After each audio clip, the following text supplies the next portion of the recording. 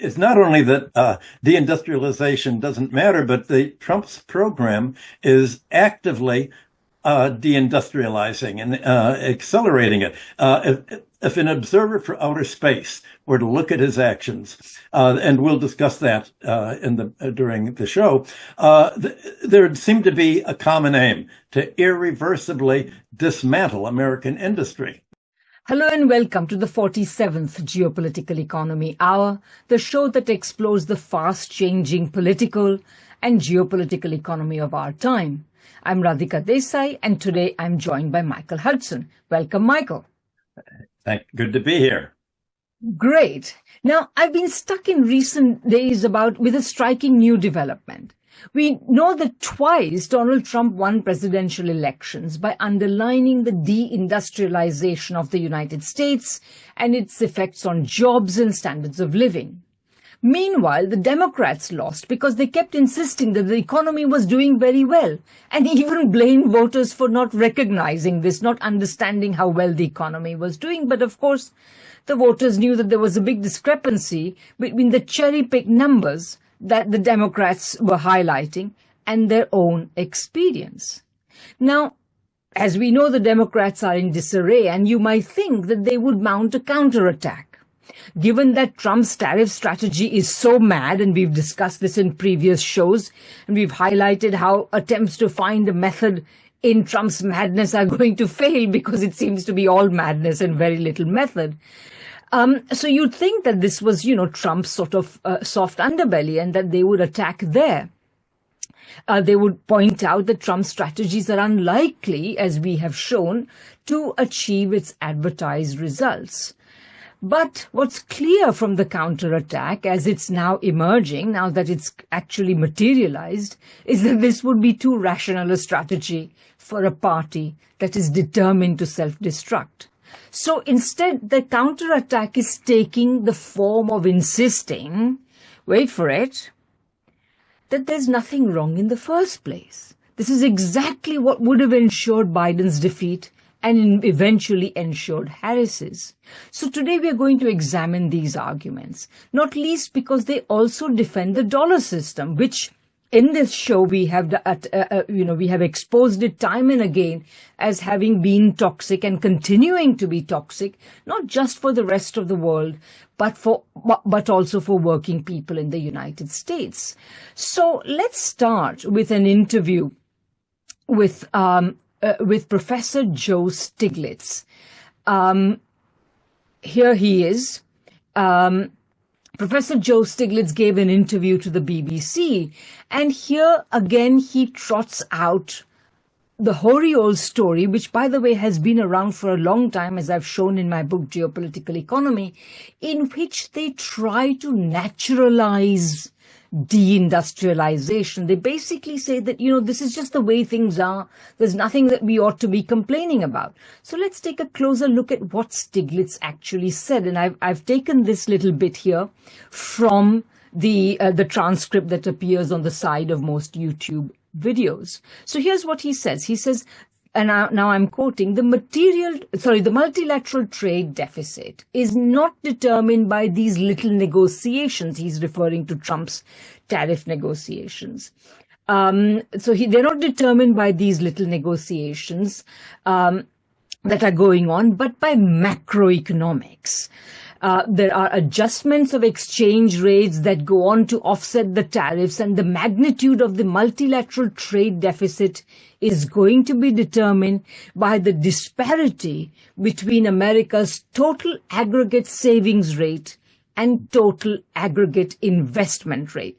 So this is what Stiglitz is saying. This, again, they've been here before. Basically, what they're saying is that the Americans don't save enough, but the rest of the world is willing to invest in the United States. And so this savings deficit and the willingness of the world to fill it is what's going on. That's what the deficit is caused by, and there's nothing wrong with it. That's what they're saying. Michael, before your jaw drops all the way to the floor, please intervene. Please say what you think. Well, I think that if you imagine that simply changing the savings rate or interest rates or the exchange rate or tariffs is automatically going to induce industry, it's sort of like a farmer putting a pesticide all the way around his field and saying, well, now the crops are going to grow.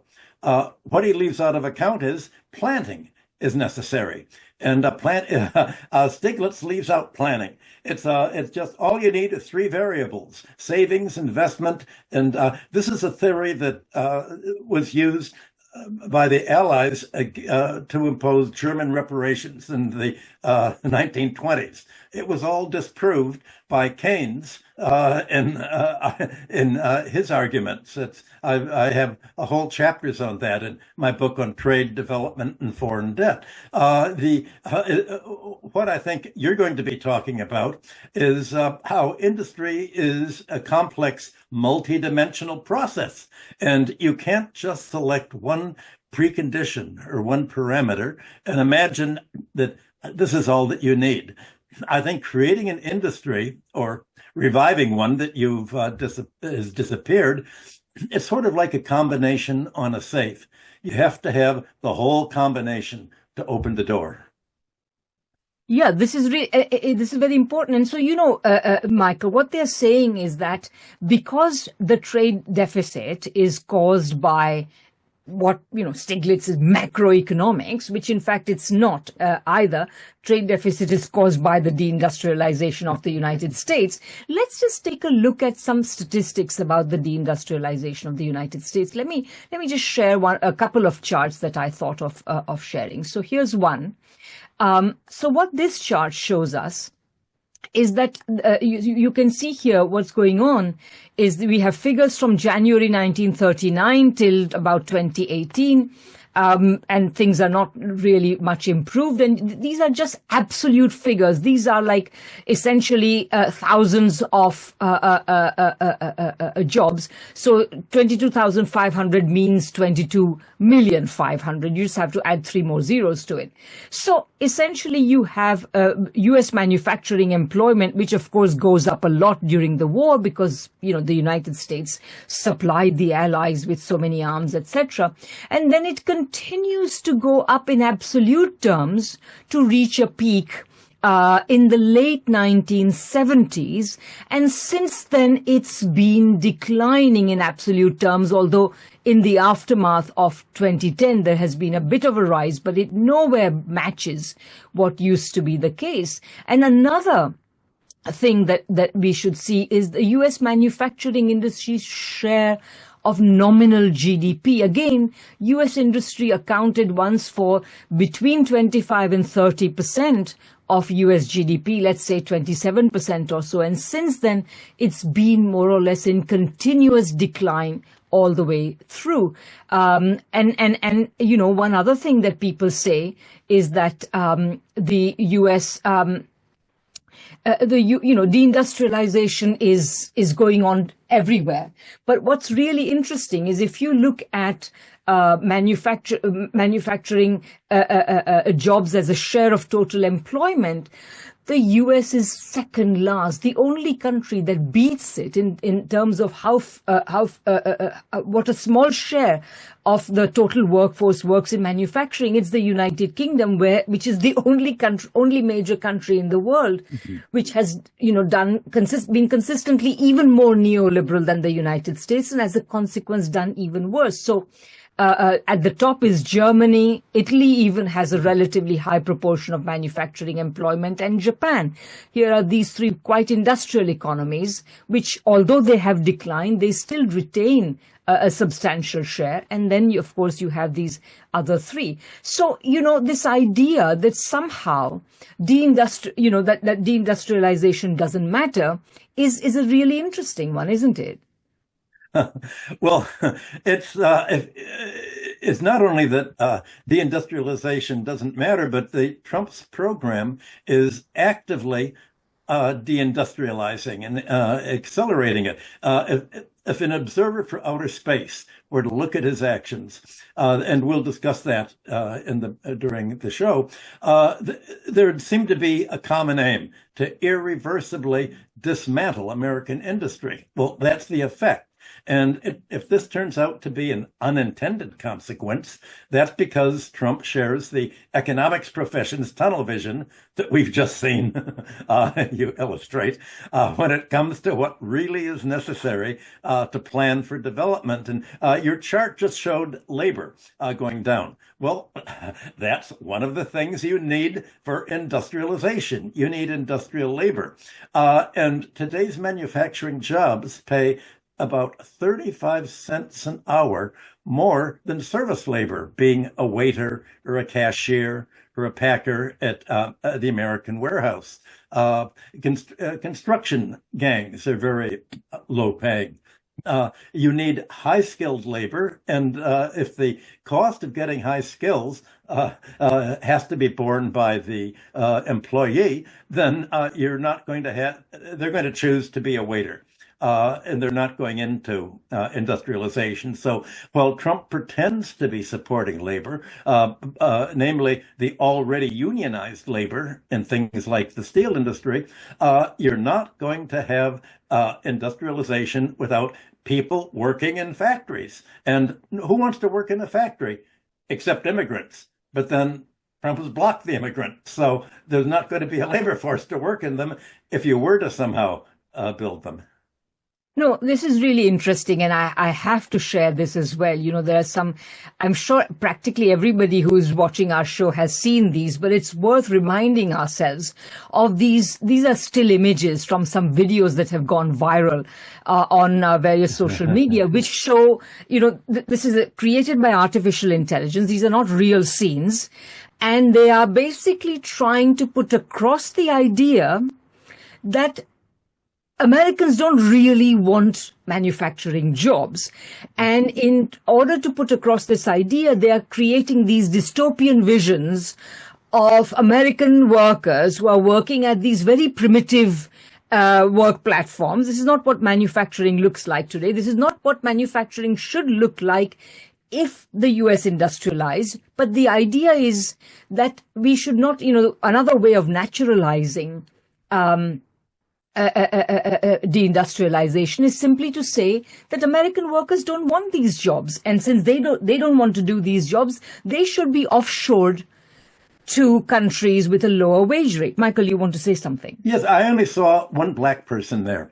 And the fact is, who were the people who became a rising portion of the labor force? Well, they were blacks moving up from the South to Detroit, to the North, to work in factories. White people don't want to work in factories. So, and it's not only that Americans don't want to work in it, white people don't. And I didn't see any immigrants there. Immigrants come in. Who's going to work at a factory job paying so little? Well, that's how immigrants did this for 100 years. That's all cut back now. So if you stop the flow of raw construction labor and agricultural labor and servants and all sorts of in industrial jobs, you're going to have an empty industrial economy. No, and you know, as I said, you know, these are created by AI. I know. They are not, you know, they are essentially trying to say, they're essentially addressing the predominantly white working class that has voted for Trump, or those sections of the predominantly white working class that voted for Trump. Not all of them did, but a lot of them did, enough to get him into the White House. That's so essentially it's a certain ideological message they're sending, and they're trying to reinforce this idea that Americans in general, but they mean white Americans, don't want these jobs. Of course, what this completely forgets is two things. Number one, even with offshoring, which has happened a lot, which is certainly part of the reason for the deindustrialization of the United States. Not all of it, but certainly a part of it. What has also happened is that industry, like jobs in the United States, like even within the United States, there are enough jobs offered, that are involved drudgery, that and in order to get people to do those jobs, the other side of what they've done is they have essentially brought in immigrants who are supposed to. The whole idea of bringing them is that they're supposed to work in bad working conditions, with bad, with low tech employment, on bad working conditions, bad wages, etc., etc. So, and this is supposed to be something we ought to accept. And of course, the real answer to this is that part of the, while offshoring is one part of the reason, another part of the reason for deindustrialization is very simply, American corporations have preferred to invest in finance rather than productively. They have preferred to invest in finance rather than upgrade and have high-tech manufacturing of the sort that you can have in the United States. So even to the extent that we have manufacturing in the United States, the jobs remain relatively low tech. And so there's no way. And the other part of it, of course, is that there is no way that you can reindustrialize the United States. And this is something that people have to point out, without investing in education, without investing in creating a highly skilled workforce, because factories don't look like what we saw in those images anymore. Factories, if there's going to be reindustrialization in the United States, they will have to be very high tech. In order for them to be very high tech, you need to have a highly skilled labor force. Well, you mentioned high tech, and Trump's policy is aimed to prevent high-tech employment specifically. He's imposed tariffs, most of all in his first term and against now, on raw materials, on steel and aluminum. He's singled them out. Raw materials. Well, the whole strategy of protective tariffs is that of England in the 19th century and America. You want to import low-priced raw materials and make your profits in working them up into finished manufactures, which is where the value added is supposed to be. Well, if you impose tariffs on steel and aluminum, and Trump trotted out some labor union members from the steel industry, then any manufacturer who makes anything with steel or aluminum in it has the prices going up. And other countries, no other country would think of taxing the raw material instead of the high value added. So already this is put any potential American industrialist behind the eight ball, because their cost of raw materials is higher than those in any other country.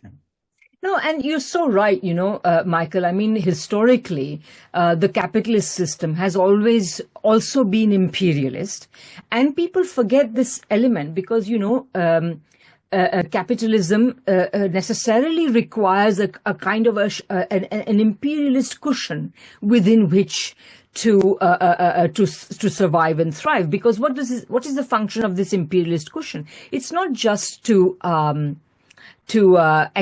be a market for their excess commodities and be an outlet for their excess capital. It is also it is also for so that this cocoon can supply the capitalist economies with cheap inputs and cheap labor.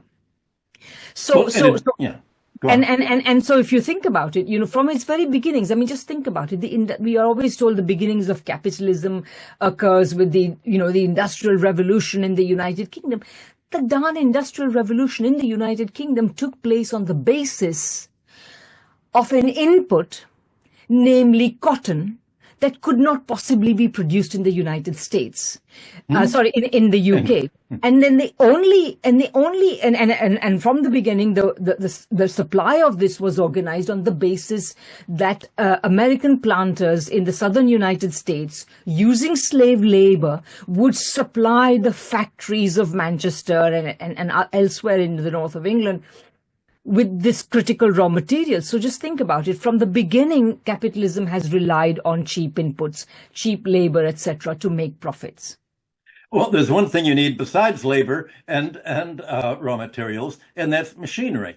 and machinery is vital to the supply chain. What enabled England to undersell India in the textile trade was steam-powered looms, powered mechanized production. Now, the United States isn't able to produce the range of machinery that you need to work up these materials and employ labor, because machinery is made of a lot of different parts. And many of these parts are now made in foreign countries, just like auto parts are made in Canada and Mexico, and you can't make a whole automobile if you don't have a particular carburetor screw or whatever goes into it.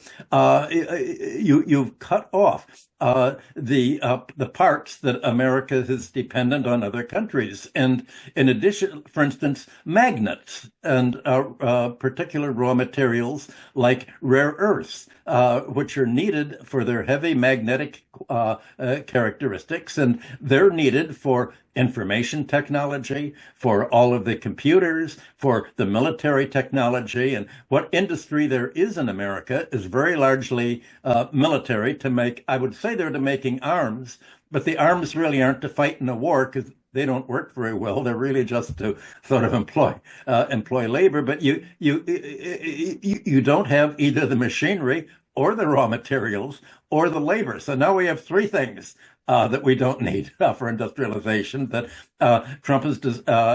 Trump's policy and those of the Democrats are designed to choke off. And also I'd add that, of course, you talk about machinery and, of course, the supply chains and all that. These are, of course, important things. But there's another element, which is that today it is not the United States that is in the forefront of the best technologies and so on. It is China.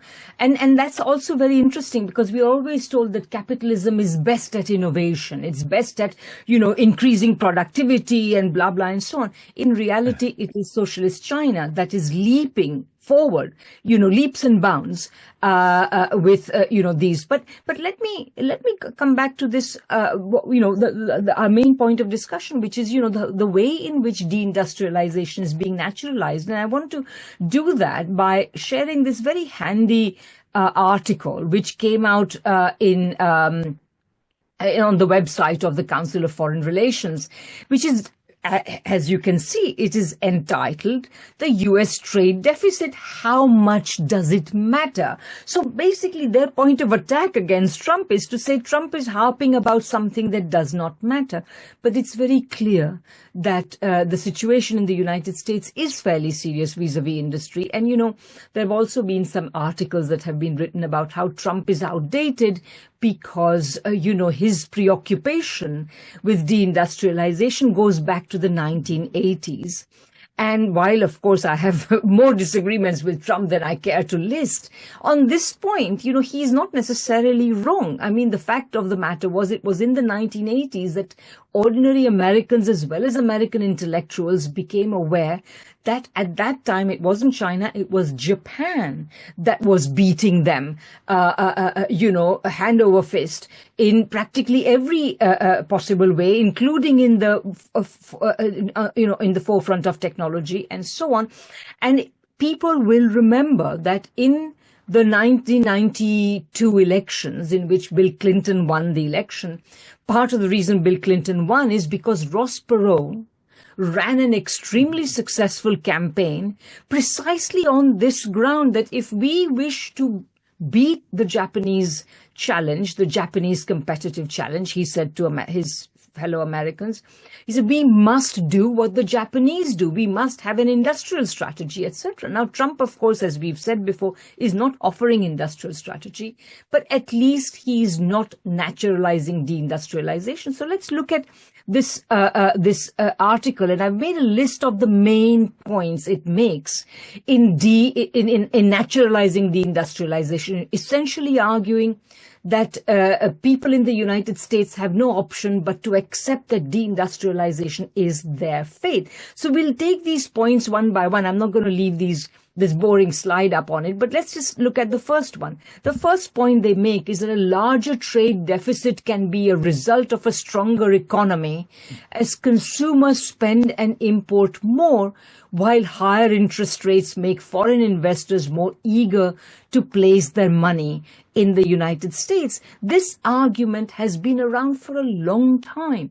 I remember this argument first began being trotted out beginning in the 70s and into the 80s, when the United States, precisely because it was being deindustrialized, acquired the knack or acquired a certain quirk where every time there would be growth in the sense of GDP growth, there would be a huge surge in imports because people had more money.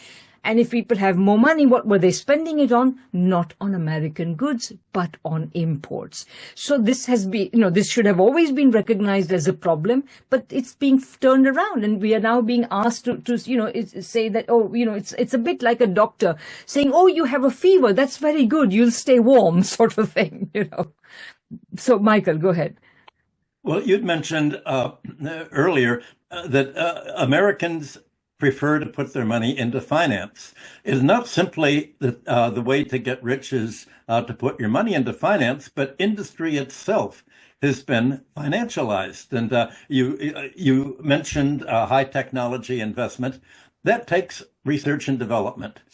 And research and development is long run, but finance lives in the short run. And if you're the chief financial officer of a firm, your paycheck and your bonus is based on what you've done with the stock price over the next 3 months, or what you've done during the year. That's how you're remunerated.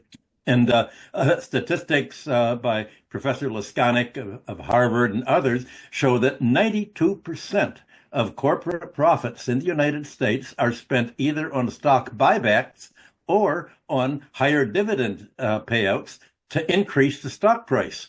So the purpose of an industrial corporation is to create stock market wealth, not to produce more, not to increase productivity, but to create financial fortunes for the stockholders and bondholders, most of whom are the wealthiest 10% of the population, leaving the rest, the 90% behind. Well, China doesn't have a financial class like the United States that is determining how banks and money is created and using it to increase finance.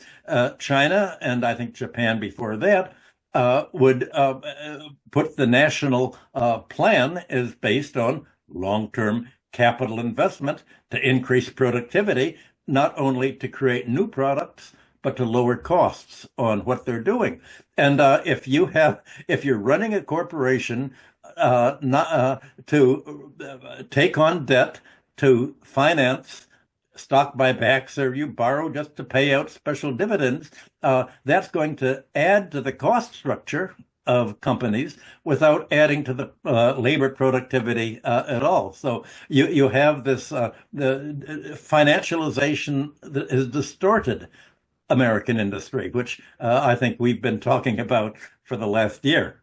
As financialization will distort will distort any productive activity. I mean, Michael, I know this is a slight digression, but I was just reading before we started this recording that, Thames Water Executive, that is this company in the UK, which has borrowed so much money, they have been allowed by the regulators to borrow $3 billion more, even though in the past they have used this for they've used the money they had for share buybacks and giving fancy dividends. Now, a substantial portion of this $3 billion they've been allowed to borrow is going to go to executive bonuses. I mean, talk about corruption that comes out of financialization. It's absolutely awful. But, this point you're making about financialization leads me to bring up the another point that is made in that Foreign Affairs article that I was just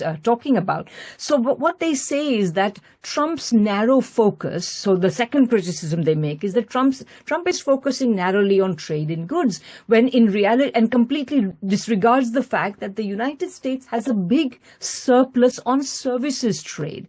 Now, this is true, but what they don't tell you is where the surplus on services trade comes from. In very large part, this surplus on services trade comes out of the fact that the United States has a bloated financial sector, that a large part of the bloated financial sector is quite international and plays a very big role in siphoning off savings and money from the rest of the world and bringing it into the United States. And so basically anybody who wishes to do any business in dollars, and that the dollar system tries to ensure that most people have to do business in dollars, then the United States based and United States trained service providers would be the natural port of call. The moment the dollar system's position is undermined and the United States productive weakening, its deindustrialization is going to undermine the dollar system. It's going to be part of that. This services surplus will evaporate. It exists because of the dollar system, and it will evaporate the moment the dollar system ends. Well, there's one set of services that I want to draw attention to that usually is overlooked, and that's transportation. Trump has threatened to ban Chinese-built ships from U.S. ports. And if he can get away with it, ports in America's satellites in Europe and Asia. Trump says, we want to make a shipbuilding industry in the United States. Now, of all the industries that you can be talking about to develop, shipping takes over 10 years. It's an enormously difficult task. And I don't see any conceivable way in which America can have a shipbuilding industry. But that's an excuse for putting enormous tariffs on, to raise port fees in the United States. And ever since the 1970s, America has used port fees as a kind of protectionist charge on foreign trade. And port fees are like a huge tariff. And if banning Chinese ships is going to impose fees on other countries' trade with the United States, well, the effect is going to be to isolate the U.S. economy. Well, industrialization, becoming an industrial economy, is an international effort. And if you're isolating yourself by imposing sanctions on other countries that end up limiting yourself, then it's not working at all. So you should look at transport. No, absolutely, and again, the Trump strategies which are undermining the dollar system will also, of course, increase the United States isolation. We've talked about this before. Increase the United States isolationism from the rest of the world economy. But speaking of the dollar system, let's take the third major point that these guys make, the Foreign Affairs article makes. The singular role, they say, of the U.S. economy in providing liquidity to the global economy and driving demand around the world makes a U.S. trade deficit important to global economic stability. Other countries rely on holding dollar reserves, creating massive demand for U.S. financial assets. This means the United States pays little for its foreign borrowing, allowing it to finance its high consumption at low cost, which boosts global demand. So this is the essentially like, the dollar system in a nutshell, right? So what they're saying, except that where you and I see problems with it, they are trying to naturalize it. So they are saying the U.S. economy, the trade deficit is simply a result of the fact that the U.S. acts as a market for the world, and the U.S. provides the world with financial assets. Mainly, it provides the world with financial assets by spending militarily abroad and pumping dollars into the world economy that ends up in foreign central banks that recycle it into the United States to finance the budget deficit and the balance of payments deficit for all this. I want to say one thing about the role of government here, since we're talking about it. The whole financial free market ideology is anti-government, and it's been that way, both Democrats and Republicans. Basic infrastructure has been privatized. And what's happened to the United States is pretty much what Margaret Thatcher and Tony Blair did to England. American engineers say there's a crisis in transportation. The bridges are becoming unsafe and falling down. Roads and highways, there's a shortage of air traffic controllers that have led to big crises in Newark and Washington in the last few months. So by essentially privatizing public services, you've vastly increased the cost, and private companies such as Thames Water have borrowed huge amount of money to pay out as special dividends. The money that they've raised the rates, and instead of investing in providing water to the British, they simply have used it to pay for the investors, including many foreign pension funds. And I'm glad you showed the picture of Thames Water, because I think all of the listeners should read what the Financial Times has been writing about for the last year about Thames Water. Thames Water is the basic model to look at, is why the United States and Britain and continental Europe are deindustrializing. It's the poster child for how not to do, how to dismantle infrastructure and destroy all of the mixed public-private economy that was the whole basis for industrial capitalism. By the late 19th century, England, America, every industrial country said, we want to invest in infrastructure so that we can provide basic services at minimum prices so that employers don't have to pay their labor enough to afford these basic services in transportation, communications, water, and health.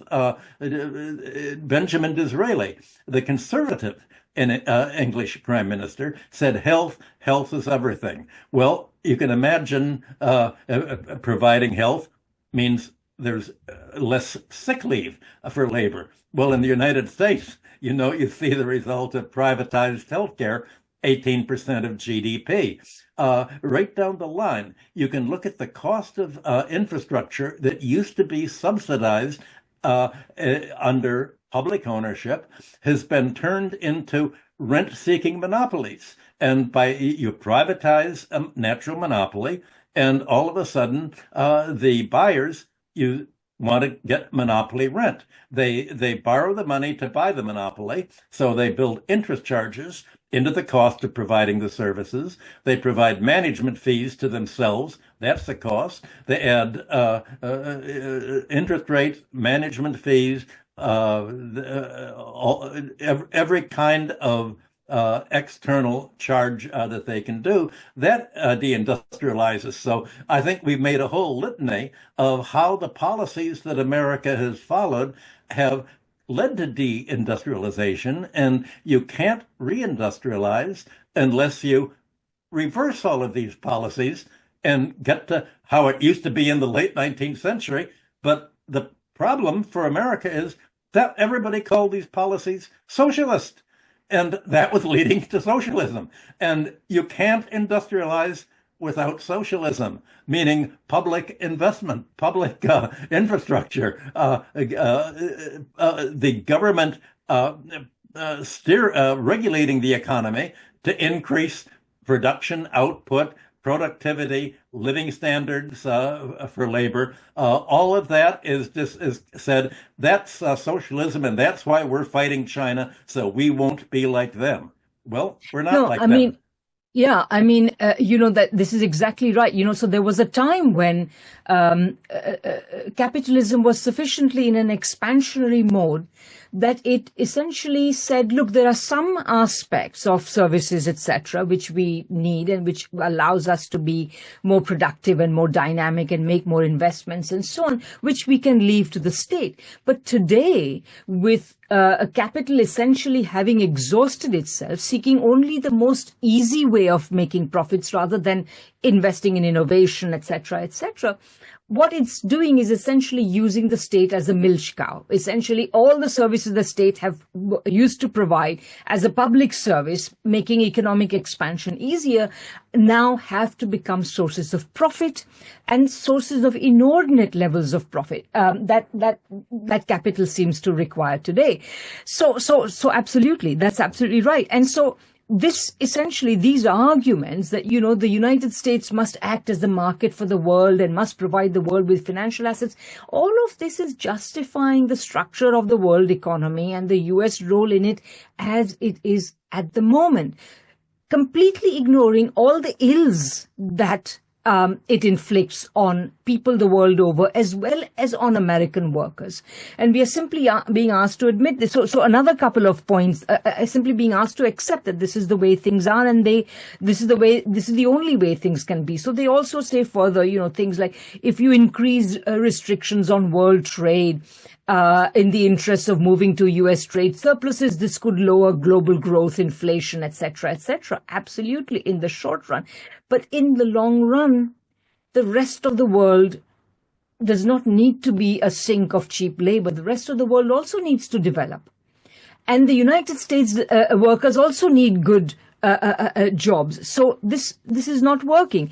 And, further along this line, too much focus on trade deficit will revive protectionism, etc., etc. And the fact of the matter is that we have pointed out before that while, of course, protectionism on its own will never be successful, protection has always been a central element of any viable industrial strategy. Again, none of this is borne in mind, and we are being asked to accept what is a bad situation for both the United States and the world. But here's another thing. This is often trotted out, Michael, and this is where, we discussed this earlier as well in our informal conversation. Here's another thing they say. Technological progress plays a much bigger role in deindustrialization than does trade. The US economy began shifting away from manufacturing long before the proliferation of trade agreements in the 1990s.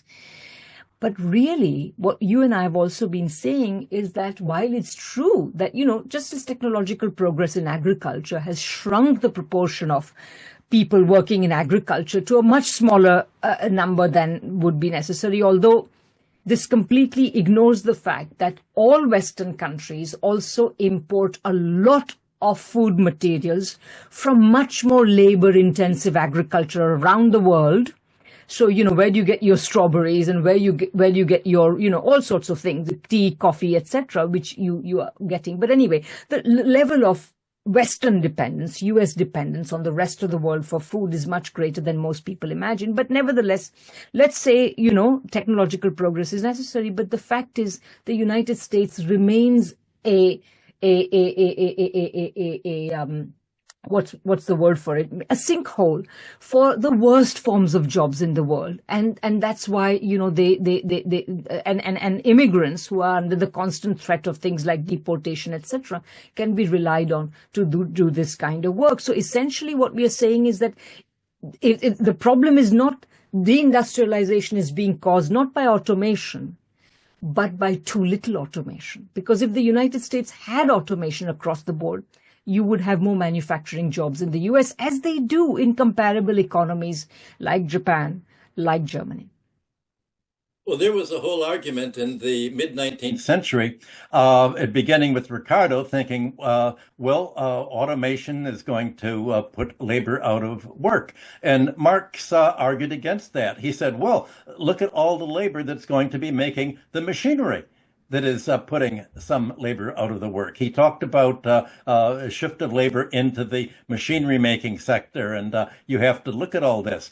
Well, there's an enormous amount of employment in China for automation. And if you look at the pictures of some of their factories, it's amazingly how efficient they are. Instead of the picture you showed before of the artificial intelligence picture of workers at their desks, you have machinery doing a lot of the junk jobs. But what are the Chinese? There's enormous research and development employment. That doesn't occur in the United States. How can you make money starting a company that's undertaking research and development to begin to make money in 10 years and not pay out dividends and increase the stock? Who would invest in such a company? Anyway, I mean, I think that you're absolutely right, Michael, that, there is there's a tendency to completely neglect the role of automation. And in fact, here's another really interesting, not just neglect the role of automation, but appreciate how little of it there is. Because really, in the long run, what should be the goal of a good society should be actually to release people from drudgery, from the kind of, backbreaking, mindless, mind-numbing labor that so many people still have to do, and to employ automation such that we all work less and can have more time for creative activities, social activities, interpersonal activities, and so on. So here's another article which comes out in the Financial Times, which is also making a very similar argument that, all this, that Trump is nostalgic about manufacturing. Nobody really wants manufacturing, and so on. So this is called Nostalgia for Manufacturing Will Make the U.S. Poorer, written by one of the stable, writers in the FT, Stable Tej Parikh. And he points out, for example, he uses this chart to show that, manufacturing, a lot of people may agree that manufacturing is needed, but they don't want to work in manufacturing. So this is a Cato Institute, which is a very right-wing think tank, sort of free market think tank. So they say, they asked the question, asked whether people agreed or disagreed with the following statement: America would be better off if more Americans worked in manufacturing. So 80% of all Americans said that America would be better off, and a little more, maybe 85% or so, Republicans said that this was the case. But asked whether they would agree with the statement, I would be better off if I worked in a factory, only a little over 20% in both categories said that they would. So this is supposed to imply that that people don't really want manufacturing jobs. But in reality, yes, it's true that people don't want drudgery, even in places like China. Wherever people can, they are trying to move away from really hard labor to something easier. That's what upward mobility is supposed to be about. But the idea that, reindustrialization in the United States must necessarily involve reintroducing drudgery is ridiculous. So, for example, they make fun of Howard Lutnick. I'm not saying that Howard Lutnick is a great guy, but this is clearly a below the belt thing. So they make fun of his statement when he said that, remember the army of millions and millions of human beings screwing in little screws to make iPhones? That kind of thing is coming to America. So, of course, this is what directly leads to those AI images we saw. But what they leave out of account, and which was reported in a Guardian a story that I read about this statement, is he then said it's going to be automated and great. Americans, the tradecraft of America is going to fix them, is going to work on them. So essentially, he's looking forward to an era of automation. So we're back to automation. And I think really our point is that there hasn't been enough automation. Why isn't there automation so for example, here's a chart that this guy uses, Tej Parikh uses in his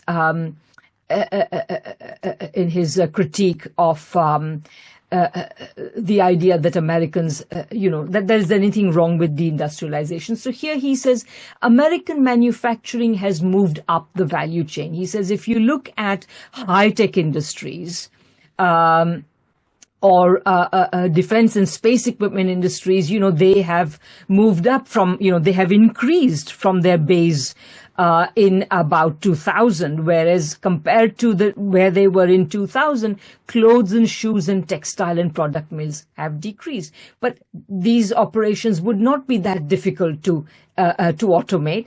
But American corporations have not chosen it fit to invest in these. Instead, they have preferred to offshore these jobs. And then they said American jobs have also moved up. So what you see here is again a base of January 1990. And in that, professional services, transportation and warehousing and financial services are much bigger than they were back then. Whereas durable goods manufacturing and non-durable goods manufacturing are they have gone down in terms of the number of Americans who are employed in these sectors. So what does that tell you? It tells you that essentially what has happened over the last little while, the option to offshore and to keep only the the higher value processes within the United States has also led to a bifurcation of the American workforce between a neglected blue collar section and a relatively privileged white collar section or professional section. And that's certainly played a very big role in dividing US society. There's an analogy to that of a lot of technology has gone into inventory control. For instance, what made Walmart so successful? An enormous management of inventory to minimize what you have.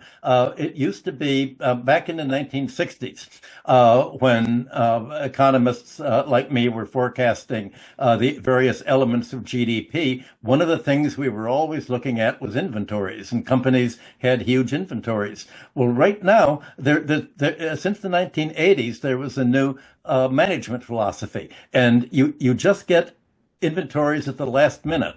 So the American industry minimizes the investment in inventories because that is a cost after all. Well, look at where that's left America right now. Now you have an interruption of trade and countries don't have the inventories to meet anything. That's why girls can only have $2 instead of the $20 that Trump believes a working class girl should have in the United States.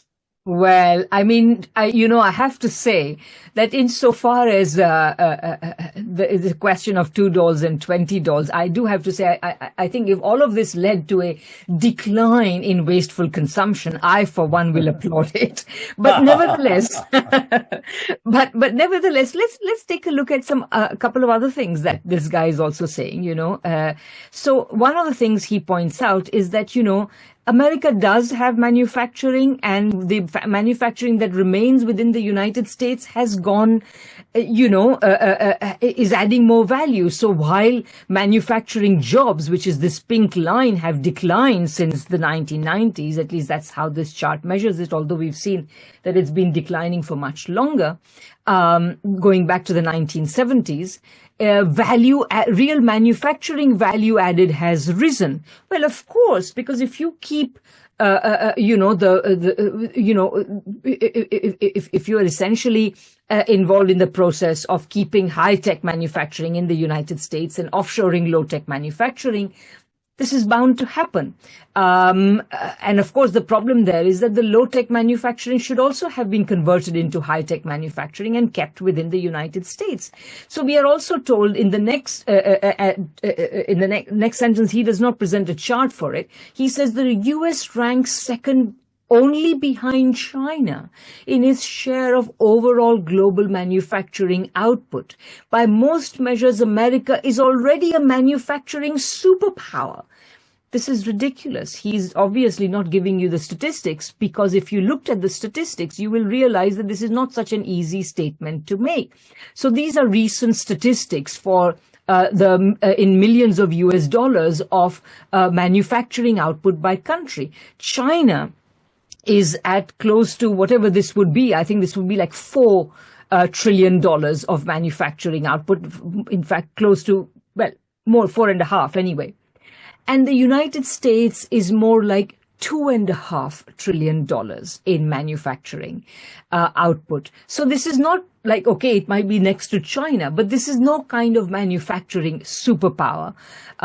So this is another big issue that, this idea that, high-tech manufacturing remains in the United States and we should be happy with that. No. Well, it's good that some manufacturing remains in the United States, but surely there should be more. Well, also important is the definition of what is manufacturing that is in the U.S. statistics.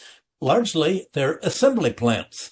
Let's look at the automobiles. A large part of the value of manufacturing of Ford and General Motors includes all of the imported parts that go into these. So much of the value of American manufacturing is the assembly of components that are made abroad and imported. So it's not really American manufacturing. It's globalized manufacturing. And there's no attempt to say what is the import component of this measure of manufacturing. Nobody, it's not something that should be discussed in polite company.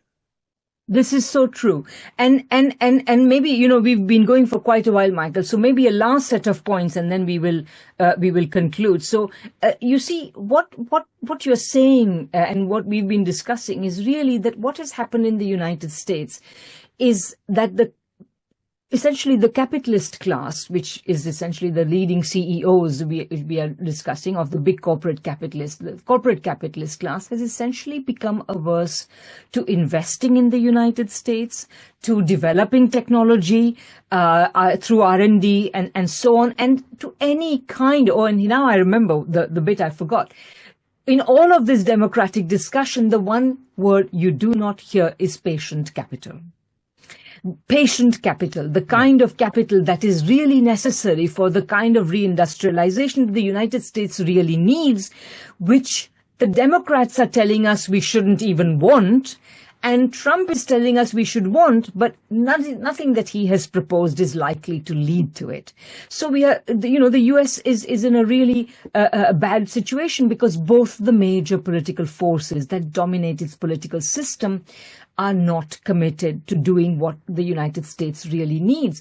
So, and it's not committed because over the last 5 decades or so, what we've seen is the progressive financialization of the US economy, something that we've talked about so many times, resulting in a refusal of US corporations to invest in production because it takes a while. You have to be patient. You have to wait for the fruits on a long-term basis because financialization commits them to short-term gains. And of course, in this strategy, this has been good. The status quo, which democratic theorists, people like Joseph Stiglitz and the Council on Foreign Affairs want Americans to be happy with, is exactly the kind of system in which a very tiny elite has grown very rich and most others are being left behind. And this is the final point I want to make, and I want to share 2 charts very quickly. And then, Michael, I'll ask for your views, and then we will conclude. So here's a chart again that Tej Parikh shows. Since the 1990s, U.S. income inequality has risen with trade openness. So this is the pink line is the real income ratio between the 90th and the 10th percentile. It's a measure of inequality.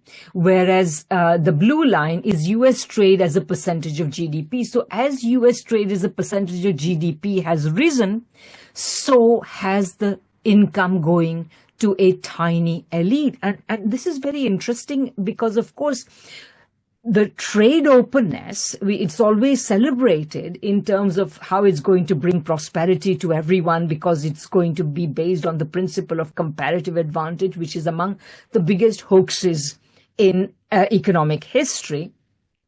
So we are told this, and it's justified in that way. But the real motive behind trade openness has been to make it easier for U.S. corporations to outsource. That has been the main reason for trade openness. In fact, I've often argued that there have not even been trade agreements. They have been investment agreements and outsourcing agreements. That's what they've basically been.